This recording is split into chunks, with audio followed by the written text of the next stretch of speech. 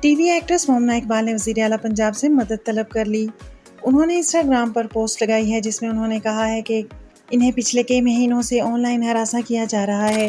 Social media پر viral ہونے والی post کے مطابق مومنہ اقبال نے دعویٰ کیا ہے کہ انہیں کافی عرصے سے ایک بڑی سیاسی جماعت کی بڑی شخصیت کی جانب سے ہراساں کیا جا رہا ہے۔ انہیں دھمکیاں، بلیک میل اور سائبر بلنگ کا سامنا کرنا پڑ رہا ہے۔ اداکارہ نے اپنی انسٹاگرام سٹوری میں کہا ہے کہ انہوں نے کئی بار متعلقہ اداروں سے رابطہ کرنے کی کوشش کی ہے لیکن انہیں انصاف نہیں ملا، بلکہ ان کی شکایت کو دبانے کی کوشش کی جا رہی ہے۔ مومنہ اقبال نے مزید کہا کہ میری زندگی کو خطرہ ہے جس کی وجہ سے میں سخت ذہنی دباؤ کا شکار ہوں۔ میری فیملی کے تمام افراد بھی شدید پریشانی میں مبتلا ہیں۔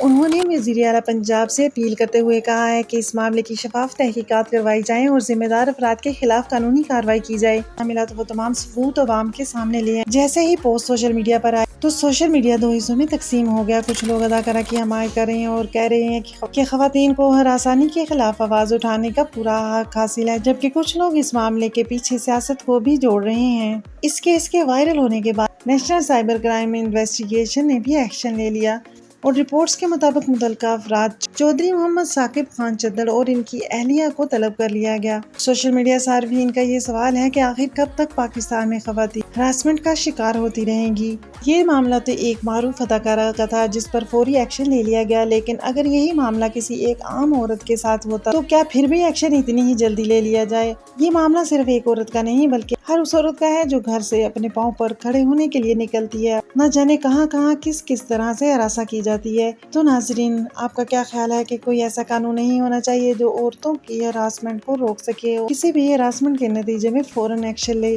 آپ اپنی قیمتی رائے کا اظہار کمنٹ سیکشن میں کیجیے۔ اگر آج کی ویڈیو آپ کو پسند آئے تو اسے لائک کیجیے، شیئر کیجیے اور میرے چینل کو سبسکرائب کیجیے۔